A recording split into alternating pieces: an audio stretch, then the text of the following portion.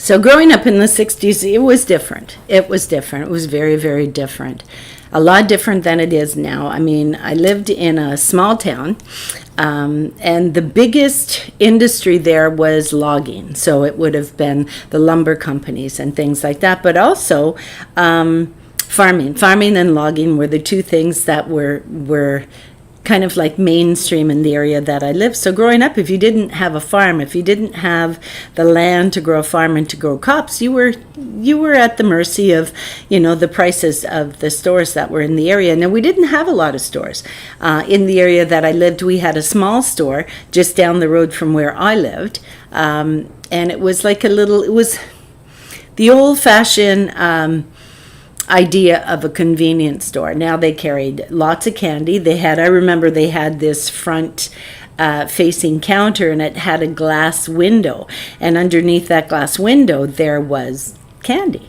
And I used to love going in there and buying the little, they were a black colored licorice, and when you took the black off, it was pink underneath and white. And everybody bought them, and you could go down, with a couple of pennies. And back in those days, pennies were important. I mean, they weren't like nowadays. They've basically rid of them, right? There really is no pennies. I mean, they still charge you the pennies on the bills, but there's no actual physical pennies that are used in money nowadays. But back in the day, you got a penny, you were rich. If you were one of the kids, in the crew, and you got a penny, and you were able to go down to the store to get some penny candies, and they used to give it in a little paper bag, and you could go and you could pick out a few of this and a few of that. And I remember doing that, and I remember, getting a penny to go down and get two of those little black colored hard candies that were pink underneath. I remember that. And I remember licking all the black off it, and my face would be all like candy. It would be like all like that black color. And I remember the tongue would turn that color and everything, but we loved it. We loved it. That was our little treat. So I remember getting change from my mom or from friends that were visiting or whatever, and they would give me money, and I would go down and get some treats. And back in those days, like being 4 or 5 years old and being able to go to the corner store to get candy without, being with an adult was a big thing. It was a pretty big thing. So I remember going down, and I remember her name was Mrs. Chippier. And she ran the store. And I remember in that glass compartment was like a glass cage, and they had the candy in there, and they had ice cream, and they sold like little things. It was a little store. They had bread, and they had butter, and they had milk, and like the essentials, right? And things were a lot cheaper back in the day. And they used to sell chips, those nickel bag of chips. And back in the day, you used to be able to get those nickel bag of chips for a nickel. You can't anymore. Anyhow, I remember going to the store with my older sister, or, my brothers would stop at the store and get us a treat and bring it home. And, those were the good days. Those were the days when the money was, it wasn't as tough. I mean, it was still hard to get that nickel, though. Don't get me wrong. Getting that nickel was tough. It was a tough scenario back in those days, right? So, but I do remember things being a lot cheaper. And I do remember this particular little store. And sometimes we would go in there to get bread, and we were poor kids. And my mother knew the lady that ran the store. And sometimes she would slide us, an extra candy in our bag, or, give us a treat like that wasn't going to cost us anything. So I thought that was just so sweet. And that's one of my earliest memories. There were a few other grocery stores in town, but at that point in my life, I think I was 5, 6 years old, maybe younger, I only remember the one particular store. In my older years, in the 70s, I do remember other stores in town, but at that point, we only, I think, utilized that particular store. And they had it was like a little convenience grocery store, and they had a garage on the other side of it. And so I guess her sons, the lady's sons, would delve into mechanics and things like that. But they did have a garage. I think since it's been closed down. But I just thought that was one of my earlier memories, and I thought I just had to kind of put it out there, right? So yeah, so there was that one particular store, and then at the corner of the street that I lived on, there used to be a Legion. They called it a Legion, and it's not like the Legions you have nowadays. This was a Legion. I mean, it's the same thing principally, where, you know, the veterans would go and they would have parties and they would have drinks together and things like that, and sit and shoot the breeze, right? So it was that type of a Legion. And I do remember it having 4 white pillars on the outside, and I can't remember what the building looked like, but the one particular time I do remember, it was Halloween. Okay, and a few of my stories are going to circle around Halloween, because that was a big time, right? And I was terrified when I was a little girl of Halloween. I hated Halloween, absolutely hated it.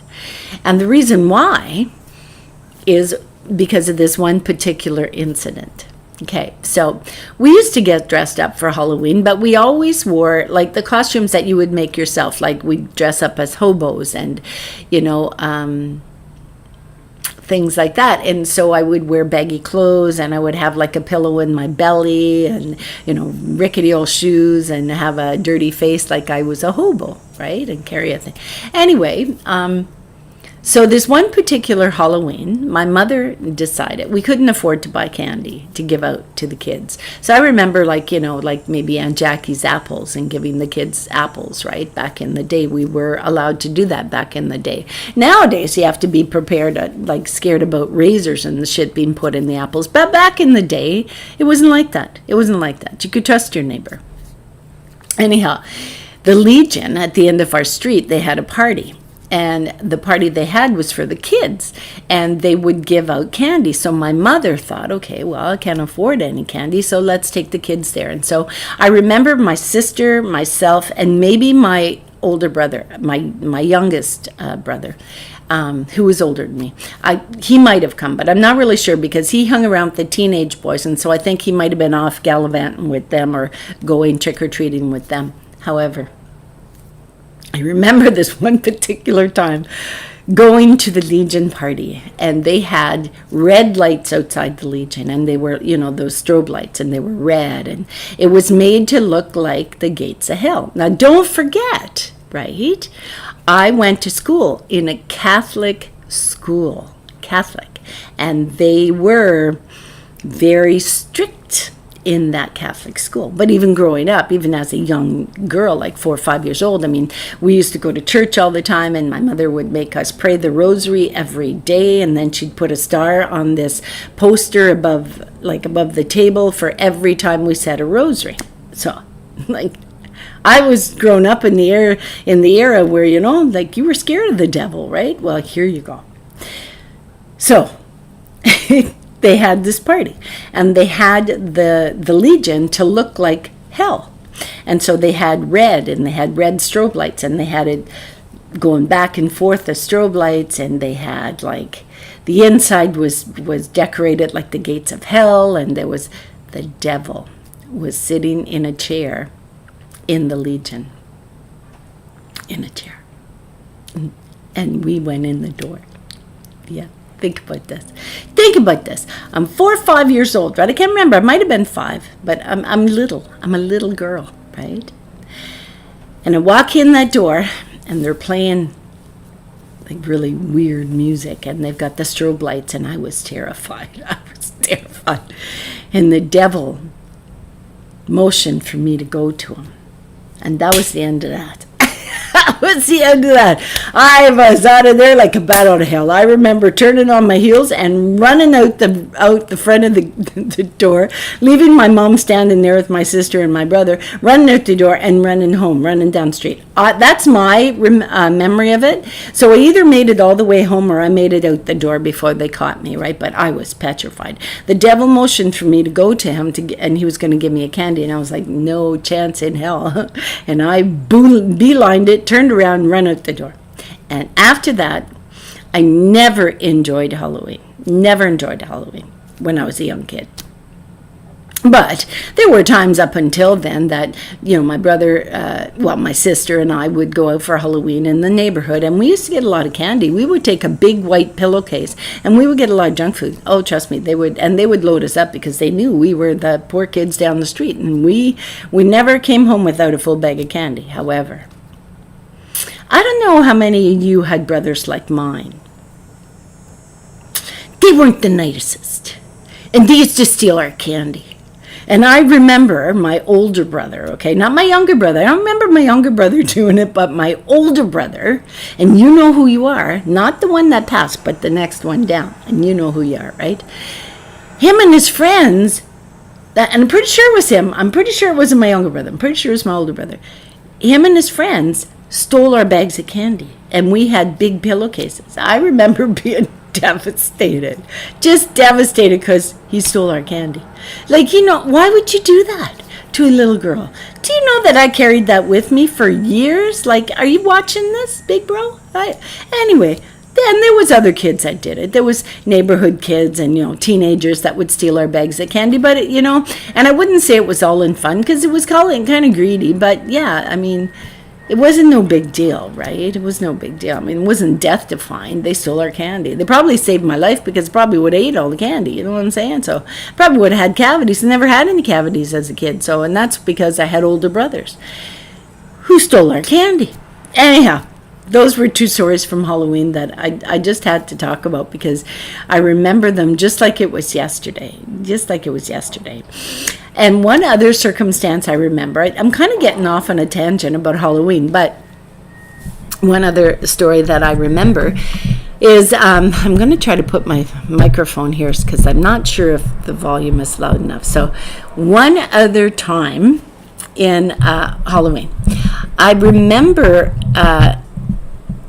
you're not going to believe this. I remember going out trick-or-treating with my sister. And the neighborhood kids. I think it was the little girl across the road used to hang out with my sister, and so she came, we went trick-or-treating. However, we got sprayed by a skunk. Well, no, specifically, I got sprayed by a skunk. I don't remember if my sister did, my older sister. I don't remember if she did and her friend, but I know I did. I remember that, and I remember crying. I got sprayed by a skunk. And back then, I think it was tomato juice. Now, think about it. We were poor. Where the hell are we going to get the tomato juice, right? So I can't remember how my mom got rid of it, but I do know that she relied on my grandma who lived across the street, and I think even Aunt Jackie. And, I think they helped. But yeah, I got sprayed by a skunk, and I was just devastated. Like, some of the things in your childhood, like they left a mark on you, but they're not really scary. They're kind of funny. They're kind of funny. So when I think about it now, I think, oh my God, how funny was that, right? Or how funny was it that I was scared by the devil? But when you're living it, it's a whole different ballgame. It's a whole different ballgame. Yeah. So I do remember that. That was kind of neat. But Halloween was, was a time of when you were supposed to let go of, have fun. You're supposed to have fun with it, okay? And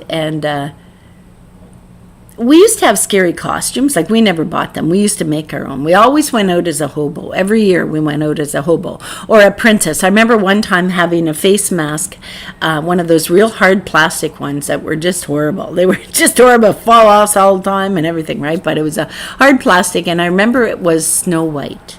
And I wore it. And I felt so special. I felt like such a princess, right? But yeah, I do remember that face mask. But most of the masks weren't scary. They weren't scary. Not like nowadays. Nowadays, like in the dollar store, you see these masks that are like, horrendous. And you see like arms and legs and shit that's cut off. Like, it's not fun anymore. It's actually meant to scare you. It really is. And I'm going to kind of interject here, and I'm going to give a story from I think it was in the year, might have been in 2000. I was working with a fella, a handicapped fella, and I was driving back to work. It was midnight, and it was on Halloween night. And listen to this. And this is no word of a lie. You can ask my kids, you can ask the people that know me, because I spoke about this after. So I'm driving past a graveyard, and a horrible story. I'm not going to get into it, but there was someone that knew one of my children, and they passed. And it was a very, very sad tale. However, this young person was buried in this particular graveyard. And this young person was a bit of a prankster, right? They liked to prank, and they were full of fun and full of life. And, they didn't really like me that much. But, I did, how do I say this? So if anybody was going to prank me, that person would have pranked me. And it was a young person. And if anybody would prank me, it would be them. Even if they're on the other side, they would prank me. However, okay, let's get back to the story. Halloween night, I'm driving back to work. It's out in the country. I'm driving a van. One of those, newfangled vans, right? We're in the year 2000. I think it was 2000. Anyway, the vans with the automatic doors, right? Where you can click, click, click, click, click, click. Okay, so listen to this. So, driving past this cemetery, and this is the cemetery where this young person is buried. And exactly midnight. Exactly. Oh, just trust me on this. I was terrified. So, I'm driving past it. I have all the doors in the van that I'm driving locked, okay, and I'm driving past. And all of a sudden, just as I get past the cemetery, all of a sudden it goes, all the locks, and I mean all the way to the back, all the locks, okay? And it did have one of those fobs, it did, but I wasn't touching it, right? I wasn't touching it. And I don't even think it was a fob, I think it was just I think it was just like automatic lock or something, but I was driving, I wasn't using it. All of a sudden, all the locks in the van went click, click, click, click, click, click, click, click, click, click, just all the way past the graveyard. Terrified the hell out of me. And it's no word of a lie. And I know it was that particular person, because that particular person would have pranked me, and they would have done that. And they would have done that to let me know that, you know what, there is something on the other side. And I truly, truly believe it. So Halloween, I don't always celebrate Halloween. When I decorate for Halloween, I usually like to put up scarecrows, and I put up like the princesses, and I put up like the scarecrows are my big thing. I love the scarecrows. I'll put up a scarecrow. I'll decorate my house for Halloween. I'll put up spiders and scarecrows and things that have like a funny bent to it. Like if I put up a spider, it's going to be a spider with a funny face. I will never, ever put a devil. I will never put the cut hands, the cut legs, those type of things that you find at the dollar store. I won't put them up, ever. I will not. I don't remember, I don't think I did it when the kids were little, but I do know the kids went out for Halloween and they dressed as they wanted to. I let them have free rein with their creativity. And they would go out to Halloween parties and things like that. And so, I didn't stop them, but I wouldn't do it at all. At all. Wouldn't happen. And I know it stems from the fact that when I was a kid and I went to that Legion party that they had for the kids with the candy, and I took off running. I'm pretty sure that's why it was. But, it kind of stuck with me all these years, right? But that was just something that they did, and they would, buy candy and give candy out to the kids. But yeah, so not only getting sprayed by a skunk, being terrified by the devil and things like that, but yeah, we used to get involved in it as kids. It was fun. It was fun. We would dress up as hobos or scarecrows or princesses or whatever, and we would go trick-or-treating house to house, and we would take a big pillowcase, and we would fill that right to the top, like seriously. And usually my mom wouldn't come with us. We would go ourselves. When my kids got older, I'm kind of going from the 60s back into the 2000s, and now we're going to talk about like when the kids were little and they were trick-or-treating. I would dress up. I would dress up as a clown, and I would drive my car, and I would take the kids from, house to house. I would park down the street, and I'd take the kids house to house and then jump back in the car. But a lot of the times I would play scary music and I would dress up. So a lot of times I would dress up as a clown because I'm not into the devil stuff, right? So, but I would, and I have a picture. I'm going to post a picture of me dressed up in my clown gear for Halloween, for trick-or-treating with my kids, and I made it a point of enjoying those holidays with my kids. So, but it's a lot different back in the 60s, and I was petrified. But don't forget, I went to a very strict Catholic school until I think the age of, I think the age of 5, I think, and then I transferred to a new school. So then I transferred to a new school, and it was a public school, and so we didn't have, the rules weren't as stringent, and I still got in trouble. I still was capable of getting in trouble, and I had no problem getting in trouble, but I get in trouble. But in the earlier grades, I was in a Catholic school, and so the rules were very strict. And like I said, Halloween was, for me, I was terrified of anything to do with that side of life, right? That the devil. I never, ever, ever, I don't think I ever dressed up as a devil for Halloween. I never had a devil costume in my house. Even when the kids were little, I wouldn't do that. They could dress up as the Power Rangers, they could dress up as whoever, but I wasn't accepting of any devil stuff in my house. And certainly I wouldn't have like a cut off arm or some of the things that you see at the dollar store, and it's meant to be a fun holiday, but they've kind of changed it, so I don't know what that means. And I'm not accepting of it, and I'm certainly not agreeing with it, but I think Halloween is meant for fun. It's for fun. It's when the kids can let their hair down and dress up and act like, kids. Yeah. And sometimes you need to act like a kid, even as an adult, right? And that's at the point in time where I think I am. I don't know if that's senility or if that comes with old age or what, but every once in a while it doesn't hurt to let your hair down. So this is my second video, and I am going to continue on this route because I find this very healing. I find talking about the past and about the fun I had and about being a kid and kind of like, getting in touch with my roots and getting in touch with where I was born, where I was raised, and the things that developed through the years in my life. And I think this is healing for me, and I'm going to continue this healing journey. So I shall see you in the next video. God be willing. Namaste. Bye.